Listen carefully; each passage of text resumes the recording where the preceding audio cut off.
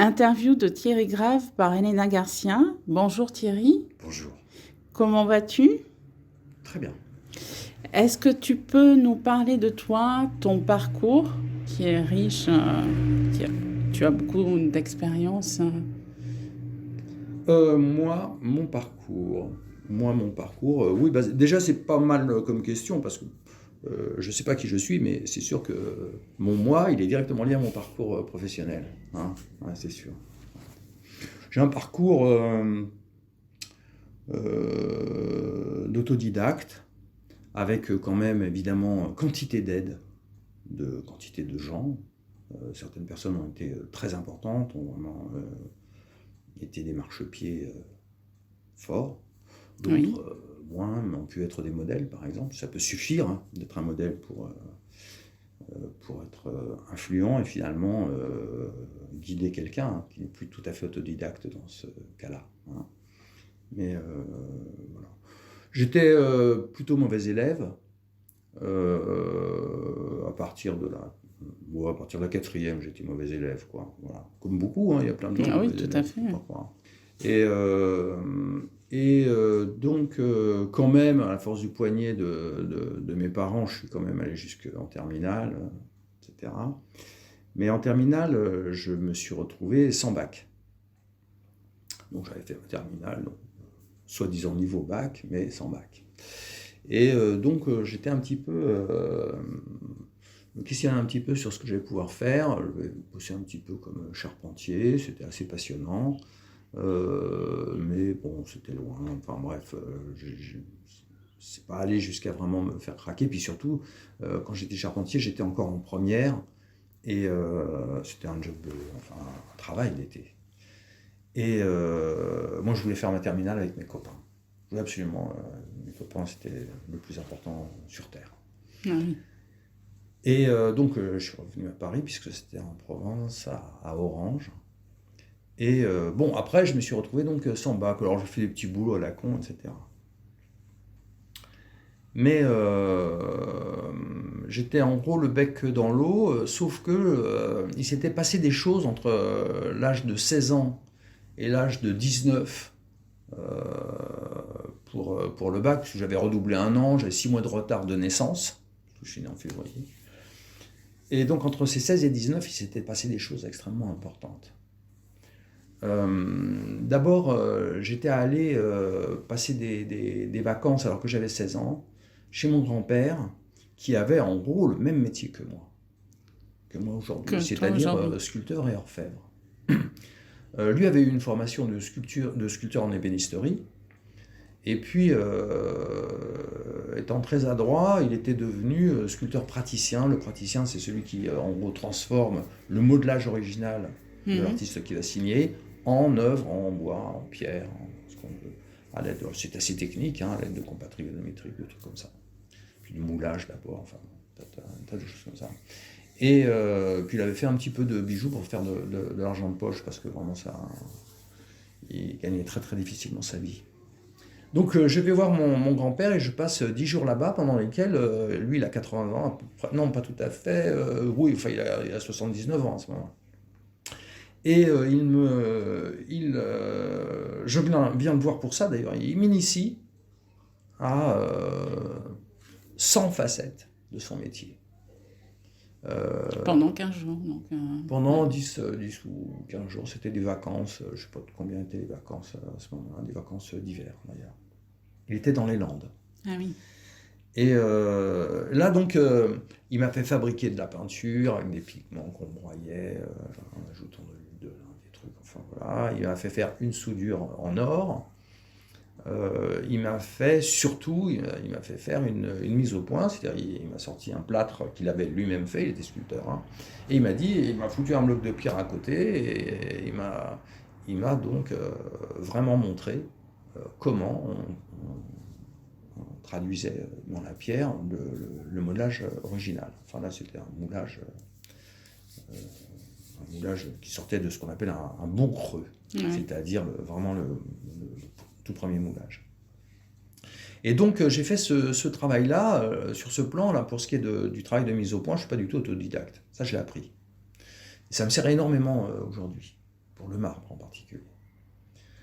Donc je sors de là et je dis à mon grand-père, je lui demande de bien vouloir me faire hériter de ces outils si par malheur il trépassait un jour. Donc il y a eu un repas, là, il y avait ma cousine, donc ma grand-mère par alliance, les tatis, etc. Et d'une façon tout à fait cérémonieuse. Il a donc dit, voilà, devant Képin, écoutez tous bien très soigneusement, mes outils vont à mon petit-fils Thierry. Voilà. Donc, tu vois, c'était quand même un événement extrêmement fort. Ouais. Lui m'avait dit, va pas te lancer dans un métier pareil, c'est un métier de crève-la-faim. Je crois que tous les artistes décrivent leur métier comme un métier de crève-la-faim d'ailleurs. Les comédiens aussi, etc. Mais c'est un hobby formidable, c'est un passe-temps génial. Avec ça, tu vas pouvoir t'éclater. Et puis, je ne sais pas pourquoi, à l'époque, je rêvais assez vaguement de faire prof d'anglais. C'était la seule matière dans laquelle j'étais pas mauvais, l'anglais. Faire prof d'anglais, comme s'il ne fallait pas être bon dans les autres matières aussi pour un jour être prof d'anglais. Enfin, donc, je rentre à Paris et là, j'annonce à mes parents, écoutez, c'est décidé, je vais faire sculpteur. J'ai rencontré la matière, je sais pas, 16 ans. Oui. Donc mes parents très très positifs, ben écoute, pourquoi pas, enfin passe ton bac déjà, mais bien sûr, pourquoi pas, etc. Et puis, donc quelques années passent, et donc, quelques années c'est 1 an ou 2, hein, donc oui. On retrouve disons à 17 ou 18 ans, à un moment, farfouillant vaguement à la maison, sans avoir à farfouiller, c'était très visible. Hein. Il y avait une boîte à bijoux dans laquelle il y avait des bijoux qui avaient été faits par mon grand-père, puisqu'il faisait du bijou pour faire de l'argent de poche. Disons, c'est plus facile de faire un peu d'argent avec du bijou qu'avec des sculptures. Peut-être que certains ne s'en rendent pas compte, mais enfin, je pense que quand même, il n'y a pas besoin de faire une démonstration. Et donc, parmi ces bijoux, je vois une bague qui me plaît beaucoup, et donc je demande à ma mère si je peux la prendre. Elle me dit, bien sûr, d'autant plus que c'est la bague que ton grand-père a faite pour ton père, et qu'il m'a rendue quand on s'est séparés. Ah oui, donc, je prends la bague qui m'était trop grande. Alors, elle m'était trop grande, et il fallait la faire remettre à grandeur. Et par chance, par hasard, par destin, mes 2 amis les plus proches à l'époque étaient tous les 2 dans le bijou. L'un avait pour mère une courtière en diamant, et l'autre pour mère une bijoutière qui faisait du négoce de bijoux, j'achète, je vends, et elle faisait beaucoup de bijoux de création. Donc là, c'était tes 2 meilleurs amis, c'est ça, à ce moment-là ? Leurs fils respectifs. Ah oui. Donc, je vais voir la mère de l'un, on était tout en fou les uns chez les autres, hein, et je lui demande si elle peut faire mettre à grandeur cette bague. Elle me dit, mais bien sûr, je vais donner ça à mon artisan, elle embarque le bijou, elle me rappelle une semaine après, elle lui dit, Thierry, ta bague est faite, viens. Alors je vais à sa petite boutique, une boutique qui était absolument minuscule, hein, une caverne d'Ali Baba. La boutique elle-même était une vraie petite boîte à bijoux, une merveille, ça s'appelait Beryl, et c'était derrière l'opéra. Ah oui. Donc une toute petite boîte qui travaillait bien, je crois, même plutôt très bien. Et quand je viens récupérer ce bijou, elle me dit, écoute, c'est vraiment singulier, mon artisan m'a dit qu'il savait qui avait fait ce bijou, qui n'était pas signé. En plus. Hein, il travaillait complètement au noir pour ce qui était du bijou de mon grand-père.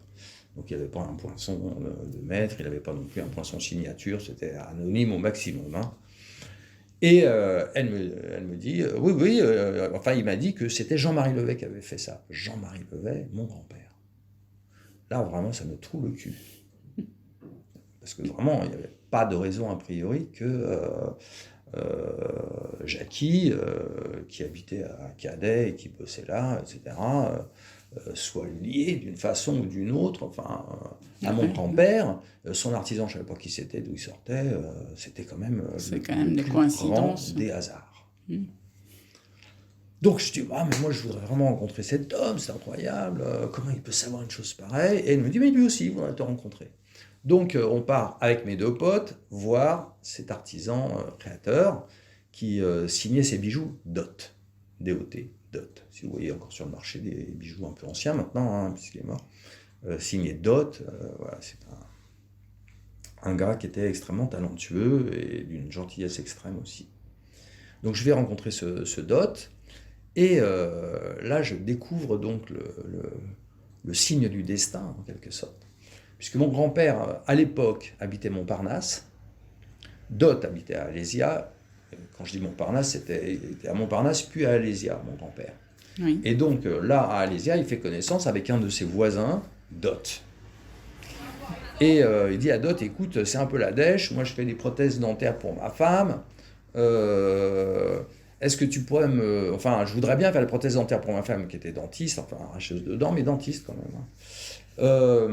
Là, on est dans les années 20. Hein. D'accord. Et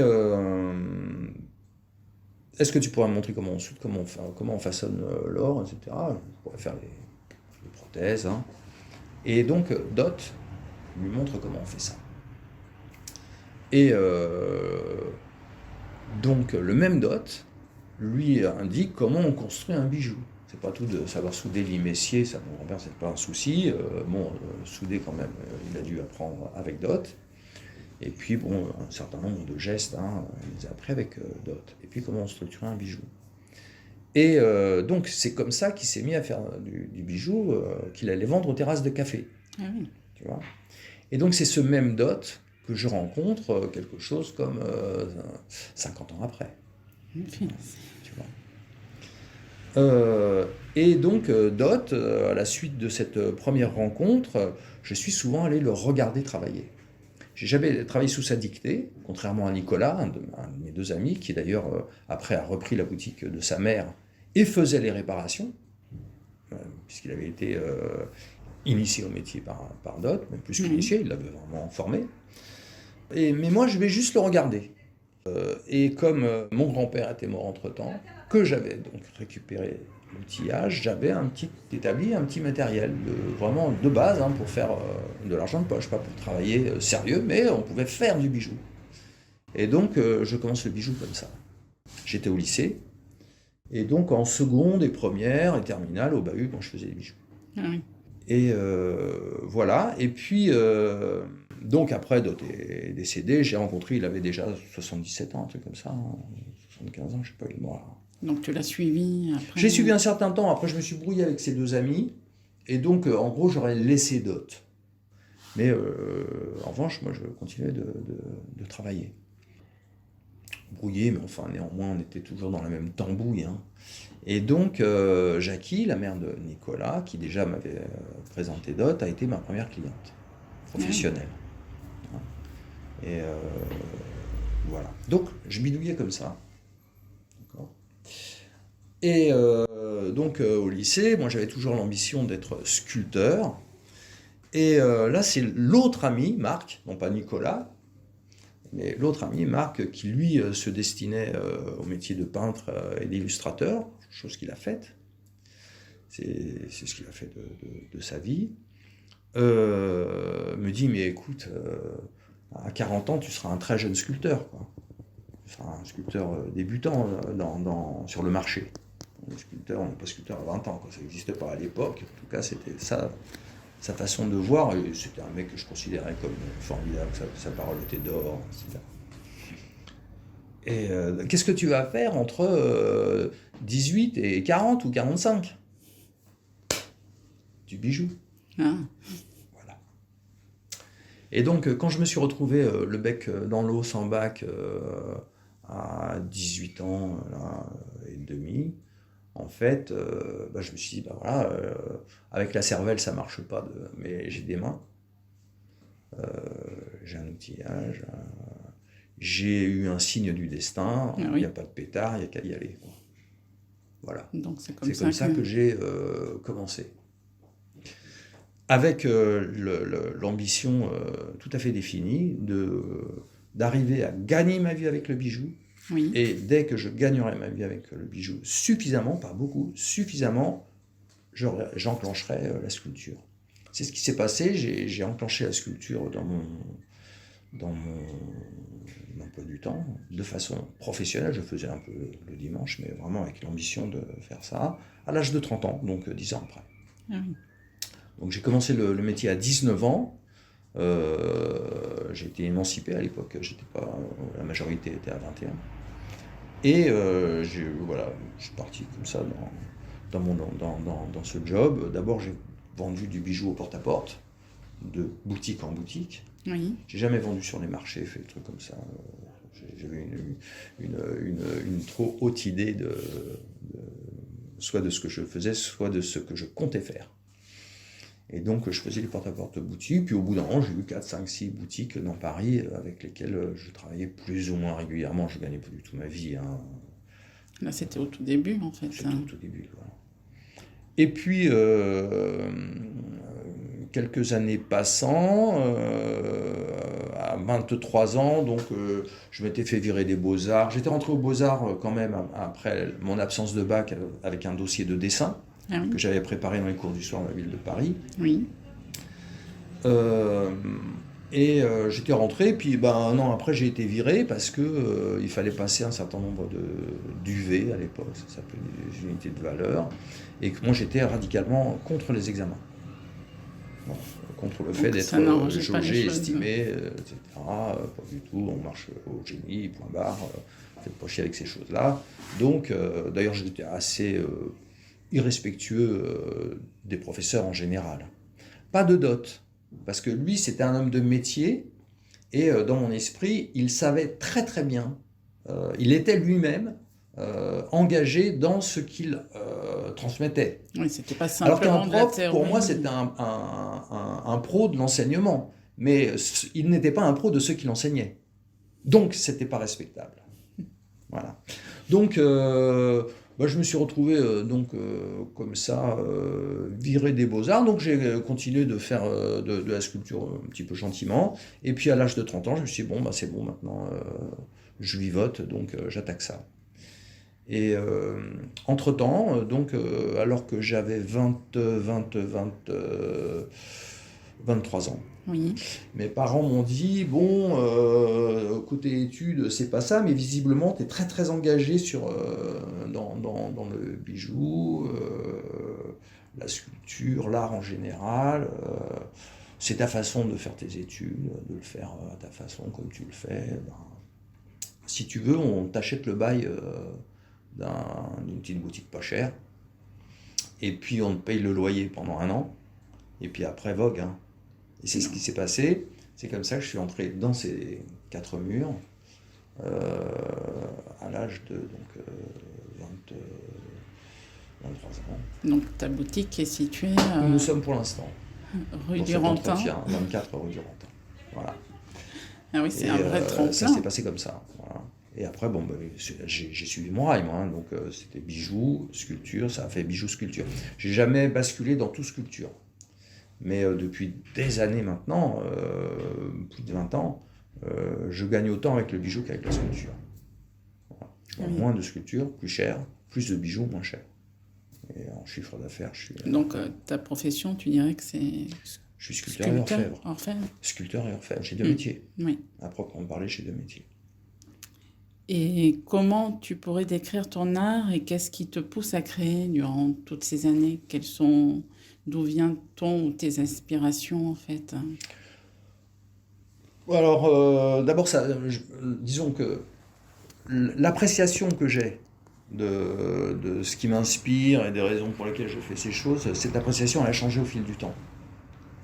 Je ne considère pas mon métier, ma vocation de la même façon aujourd'hui à 68 ans dans quelques semaines qu'à 16 ans, ou à 19 ans quand je me suis engagé dans le métier professionnellement. Voilà. Donc, en tout cas, j'ai toujours considéré que c'était une voie. On peut faire un mystique, on peut faire de la méditation, on peut faire du karaté, tout ça c'est des voies. Pour moi, l'art est une voie.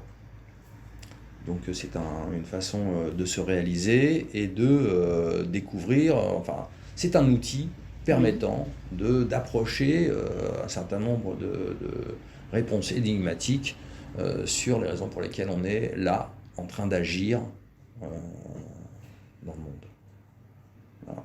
Donc pendant très très longtemps, j'étais sur cette seule idée, et donc c'était un dialogue entre l'éternel et moi, quoi, mon boulot. Hein. Ça consistait à donner une représentation du monde, à créer des images, des objets qui, donc au-delà de leur 100% matérialité, ont un supplément, ça dépasse les 100%, ce supplément étant un contenu intellectuel, on va dire, mental, psychologique, enfin un contenu à comprendre, à interpréter quand on voit l'objet. D'ailleurs, quand on voit les objets, rien que quand on dit c'est un bijou, déjà c'est que c'est plus un bout de ferraille avec de la caillasse. On voit déjà un bijou. Hein. Et pour une sculpture, c'est pareil. À partir du moment où on ne voit plus un bout de marbre, mais où on est tellement tenté par soit l'image, soit le concept véhiculé, etc., que c'est eux qui interrogent et que c'est plus... non seulement que c'est plus la matière, mais que c'est plus la matière... aucune matière n'est sans signification, mais on va dire par raccourci, et non plus une matière sans signification, une matière inerte. Hein.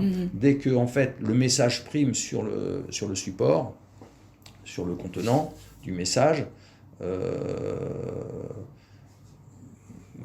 voilà, on est dans ce qu'on a à faire. Et ce qu'on a à faire, c'était donc, pour moi, une représentation du monde. On voit un objet, ça y est, on voit une image du monde. Une image du monde. Il y a plein d'images, il faut...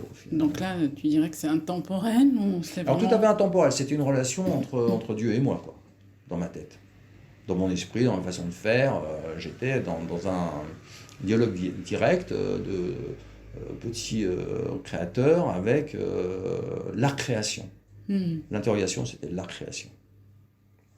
J'ai jamais imaginé que quelqu'un était le créateur du monde, hein, mais disons avec l'art création. Voilà. Et puis au fil du temps, je me suis rendu compte que quand même il y avait, au-delà du fric, du fait de gagner sa vie avec, ça me paraissait de toute façon extrêmement important de gagner sa vie avec sa vocation. Qui ne gagnait pas sa vie avec sa vocation ratait au moins 30% de sa vie, c'est-à-dire les 8 heures consacrées de base consacrées au boulot, hein, 3 fois 8, 24. Donc il fallait absolument, à coûte que coûte, gagner sa vie avec son boulot. Voilà. Mais au-delà de gagner sa vie avec, de plus en plus au fil du temps est apparu le fait que c'était quand même un échange social, énormément. On crée des objets qui sont quand même toujours destinés à des gens. Oui, tout à fait. Voilà. De la même façon que je serais tenté de dire, je n'en écris pas, mais que les gens qui écrivent un journal s'adressent toujours à quelqu'un qui lira. Et d'ailleurs, quand vraiment ils ne veulent pas, il faut bien qu'ils les détruisent, parce que sinon ils savent très bien que ça tombera entre les mains de quelqu'un. Oui, et finalement, je ne sais pas si ça ne fait pas partie du projet. Et aujourd'hui, moi je considère que oui, ça fait énormément partie du projet. On crée pour s'inscrire dans la société. Voilà. Et ajouter des éléments intelligibles au monde. Dans ma première question, on a un peu fait le tour, enfin tu nous as parlé de ton parcours, et dans ton livre 40 ans, bijoux de création, il y a dans la rubrique tranche de vie les dates marquantes, dont une des premières assumant l'ouverture de ta boutique en 1977 de ton atelier. Donc ça fait 44 ans. Ouais. Et est-ce que tu aimerais nous retracer des grandes lignes ou peut-être un événement, puisque t'as quand même pas mal parcouru, enfin parlé de ton parcours, des événements marquants? Alors des événements marquants, en fait, c'est en intersection complète avec les événements marquants de ma vie. Puisqu'en fait, quoi qu'il se soit passé dans ma vie, je suis toujours allé travailler. Voilà. Donc il y a des bijoux qui témoignent d'un deuil, il y a des bijoux des sculptures aussi, des bijoux, des sculptures. Enfin, ce qui est formidable avec le bijou, c'est que c'est hyper quotidien. La sculpture, c'est des œuvres qui peuvent prendre 1 mois, 2 mois, 3 mois à faire, hein, voire plus. Hein. Et puis, quand il s'agit de bronze, en plus, il y a la fonderie, il y a le ciselage, il y a la patine, tout ça, ça délaie dans le temps énormément. Le bijou, on s'y met 8 heures après ou 2 jours après, c'est fait. On peut ne pas avoir lâché le morceau. On fait que ça. Le bijou, le soir, on va se coucher, on revient le lendemain, on le continue. Donc c'est vrai que c'est pas le même rapport.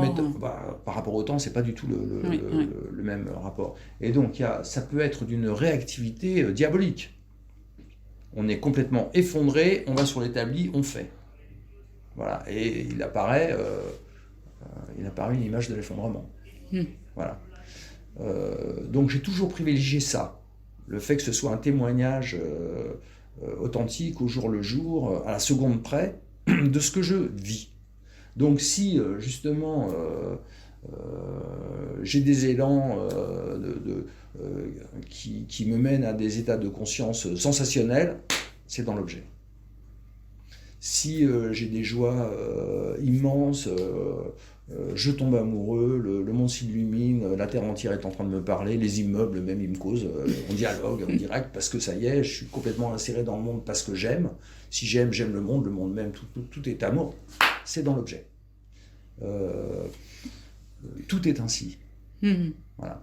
Donc oui, il y a des tas de moments, évidemment, le décès de Dot était un moment absolument apocalyptique, a été le décès de la maman de ma fille, alors qu'elle était toute petite. Ça a donné plein d'objets. Il y a des tas de moments comme ça. Après, chaque fois que j'ai pu être justement en amour, ça a donné des collections entières de bijoux, puisque je fais alors, il faut dire, en bijoux, je fais rigoureusement de la pièce unique. D'accord. Et ça depuis très très longtemps. Depuis 91 à peu près. Avant, je faisais des salons de professionnels et donc je travaillais à la main. Mais si je vendais 6 fois à 6 boutiques différentes le même bijou, je le refaisais 6 fois. Ah oui. D'ailleurs, très mal, puisqu'en général, ils se ressemblaient qu'à moitié. Les proportions changeaient d'une fois à l'autre. J'arrivais pas. J'étais incapable de faire ces choses. Mais quand même. Alors qu'à partir de 91, là, on a monté avec des copains qui croyaient en moi, une petite boîte qui fabriquait des bijoux que je créais. Donc, c'était la boîte qui entrait en production. Et à cette boîte, j'ai donné toute ma clientèle professionnelle. Et j'étais censé toucher des droits d'auteur sur les pièces. Bon, évidemment, je n'ai jamais touché de rond. Et donc, à partir de ce moment-là, je me suis consacré à la pièce unique uniquement. Soit c'était des protos que je fabriquais en pièces uniques pour la société qui, elle, alors, après moulait et éditait, soit c'était des pièces uniques que je faisais pour mes clients. Et à partir de ce moment-là, je n'ai donc plus fait absolument que rigoureusement de la pièce unique. Ce qui fait que, j'ai un peu perdu le fil de ma pensée, mais en tout cas, ce qui fait que le témoignage est toujours de ce qu'on est en train de vivre et de ressentir, est toujours c'est imprégné complètement dans l'objet, et il n'est là qu'une fois. Alors, cette démarche de la pièce unique, c'est aussi devenu, puisqu'il faut quand même gagner sa vie avec ce qu'on fait, une part de mon image de marque. C'est-à-dire que mes clients, mes clientes, mes collectionneurs, collectionneuses, tout ça, savent que ce qu'ils achètent ici, c'est leur objet. Oui, ils le croiseront jamais. Voilà. Et donc, c'est pas du tout facile. Parce qu'en fait, le métier, c'est le métier. Limer, c'est toujours de la même façon que ça se fait. Scier, c'est toujours de la même façon que ça. On a donc des gestes techniques qui sont les mêmes. Et renouveler n'est pas très facile. Donc, comme je ne me faisais pas plus confiance que je ne fais confiance aux autres, je me suis dit qu'il fallait que je mette en place un système qui m'oblige. C'est-à-dire, fermer la porte derrière moi ne peut pas revenir en arrière. Et ce système, ça a été de créer tous les ans mes pièces sur un thème différent. Et donc, le thème, en changeant, m'oblige à changer, me fait déboucher sur des formes autres. Si on a pour thème l'onde, oui. Ça va donner des pièces qui ne vont pas du tout ressembler aux pièces qui ont pour thème le corset. Oui. C'est clair. Ni ce ne sera pas du tout les mêmes pièces que celles qui sont dans la collection grilles et claustras, ou plis et plissés. Chaque fois, le thème oblige à créer des formes qui se coulent dans ce thème-là. Et aussi, ces thèmes sont donc c'est le premier contenu. Il y a la matérialité de l'objet. On fait un objet déjà là, la création s'appuie déjà sur matériellement ce qu'on est en train de faire. Ça s'appuie après comme premier contenu sur le thème. Et puis après, appuyé sur ces deux choses-là, on lance ce qu'est vraiment la création. Voilà. On a des balises qui sont ces deux-là quand on travaille dans sa collection. Et après, on va injecter la création. Donc en fait, quand tu fais une collection, tu te donnes un temps imparti. Ouais. Je présente la nouvelle collection peu avant Noël, soit fin novembre, soit tout début décembre. Et après, pendant un an, je vais travailler sur ce thème-là, jusqu'à ce que je relance donc le thème suivant. En général, je réfléchis à partir de juin-juillet. Et il peut y avoir quelques pièces qui sont sorties par hasard, parce que je fais dans le thème, mais je fais aussi des pièces pour des clients, je leur dessine des trucs. Et puis aussi, des fois, il me vient une idée, je le fais. Et des fois, je me dis, cette idée, tiens, c'est bon, l'an prochain, je pourrais cultiver cette petite affaire-là. Voilà. Et donc, arrivé en septembre, je commence à speeder là-dessus pour que la collection soit prête. Voilà, fin novembre. Et normalement, de mi-octobre en tout cas de 1er novembre jusqu'à Noël, je suis là-dedans tous les jours. C'est-à-dire, je travaille tous les jours, dimanche, lundi, mardi. Ah oui, tous les jours. Tous les jours, voilà. Comme ça, je suis complètement noyé dedans. Et puis, en plus, c'est pas très, très facile de pouvoir dégager du temps pour faire les pièces d'avance. Oui. On peut avoir des tas de boulot. On vend une pièce, il faut faire le sur-mesure, il faut donc couper en les cailloux, ressouder, remettre tous les cailloux, refaire la finition. On peut envoyer 3 heures, 4 heures sur une pièce, juste parce que c'était pas la taille de doigt. Voilà. Donc voilà, la création pour moi se passe mécaniquement, intellectuellement de cette façon-là. Après ça, c'est la création. La création, c'est avoir des idées, avoir quelque chose à dire. Oui. Et par rapport à la crise du Covid, comment l'as-tu vécu et comment le vis-tu actuellement ? Alors la crise du Covid, c'est principalement le problème, à part l'économie dont on se balance, c'est pas un truc très intéressant, c'est les confinements. Oui. Voilà. Donc moi j'étais interdit de vendre. On n'avait pas le droit de venir chez moi m'acheter des trucs. Tu parles du premier confinement surtout. Exactement, le seul, le vrai. Oui. Donc moi je venais travailler tous les jours. Je gardais mon rythme, quoi qu'il se passe, de toute façon, moi c'est pas compliqué, quoi qu'il se passe. Tu es là. Je vais au boulot. Voilà. Et donc j'ai fait cette pièce-là, ce bronze. Voilà, ça m'a pris à peu près les 2 mois du confinement de faire ça. Et très péniblement. Très péniblement. Et c'est là, alors il m'est vraiment apparu de façon absolument explicite et indiscutable que pour ma part, mon travail était énormément une insertion sociale. C'est-à-dire que si je n'ai pas des gens désirants en face de moi, je perds énormément de motivation au travail. Être seul face à l'éternel, non, en fait non. Donc là, je suis seul, as vu l'importance, mais avec la perspective qu'il y ait des gens en face de moi, qui n'achètent pas forcément, mais ont un avis sur ce que je fais. Et dès qu'ils ont un avis sur ce que je fais, j'existe. Et un des gros problèmes dans l'existence, en fait, c'est d'exister. Et est-ce que tu es engagé dans une association, un collectif ou autre ? Oui, non, pas vraiment. Si, il y a l'association d'artistes du quartier, là, je suis là-dedans depuis toujours. C'est un machin dans lequel j'ai fait, sauf président, j'ai fait tous les postes, j'ai fait trésorier, j'ai fait secrétaire, j'ai fait animateur général. Ah oui, donc tu as eu tous les postes. J'ai fait organisateur d'événements spécifiques. co-organisateur d'événements spécifiques. On a fait des événements de rue, des trucs comme ça, dans lesquels j'étais très très impliqué pendant des années. Maintenant, je suis un simple membre actif. Donc, je participe aux événements, pas à tous, à ceux qui m'intéressent. Et quand on fait les ateliers pour tout genre, je reçois en plus un artiste ou une artiste un peu sans lieu pour qu'il puisse avoir montrer son travail. Donc voilà. Et puis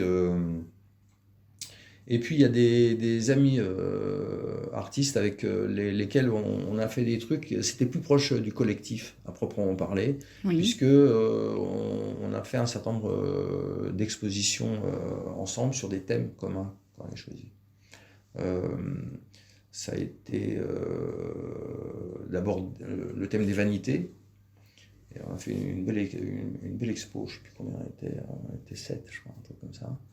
Et, qui se passait où, en fait? Alors, on avait trouvé une très belle salle derrière la place du Tertre. C'est un truc qui appartient à la paroisse, mais qui n'est pas un lieu de culte. Ah oui, je vois, les salles. Où il peut y avoir des expos, donc on avait exposé là. Pour les vanités, on avait fait un truc, on avait occulté toute la pièce, qui est immense, hein. Et tout était éclairé à la bougie. Et ça donnait un max, quoi. Donc je sais pas, on avait dû faire une quinzaine d'œuvres, presque tout le monde avait fait une quinzaine d'œuvres. Il y avait donc peintre, sculpteur, peintre et sculpteur, je crois que c'est tout, on n'avait pas de photographe. Voilà. Donc on a travaillé sur ce thème, puis peu après, 3 ans après peut-être, sur un autre thème qui a été les péchés capitaux. Oui. On a eu quelques embrouilles avec les cathos intégristes quand on a présenté ça.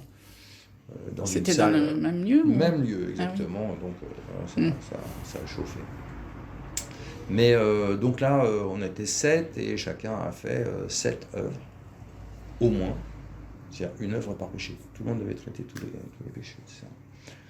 Voilà, puis bon, depuis on n'a plus tellement fait, on n'a pas trouvé de thème commun qui nous enviable tous, parce qu'il faut vraiment quand même il faut que chacun s'approprie complètement le thème, sinon on ne fait pas des créas, on fait de la créativité autour d'un thème, hein, mais c'est pas de la création. Oui, donc il faut vraiment avoir réussi à le faire sien. Et quels seraient tes souhaits ou un message que tu aimerais faire passer qu'est-ce que, à l'avenir, enfin... Tout ce que je peux avoir à dire, moi, c'est aux gens, c'est si vous aimez quelque chose, faites-le. Oui, ça c'est important. C'est la seule chose. Ouais. Et pour finir cette interview, quel verbe ou adjectif pourrait te définir? Je sais que c'est peut-être... Moi, je suis improvisateur. Improvisateur? Ouais. Je me sens très très souvent, je me sens dans le dessin aussi d'ailleurs, comme un bluesman. Quelqu'un qui se pointe, il s'assied, il a sa guitare, c'est-à-dire le minimum. Le minimum. Et après, tu vois ce qui se passe. Et il commence. Donc c'est un peu dans le lâcher-prise aussi. C'est dans le lâcher-prise. Il faut inventer ici maintenant, avec un minimum d'outillage, en sorte que ce soit vraiment collé à l'inspiration. Bon, sur ces bonnes paroles, je te remercie Thierry. Je te remercie infiniment, Elena, d'avoir pensé à moi pour votre ambitieux et très joli projet. Merci.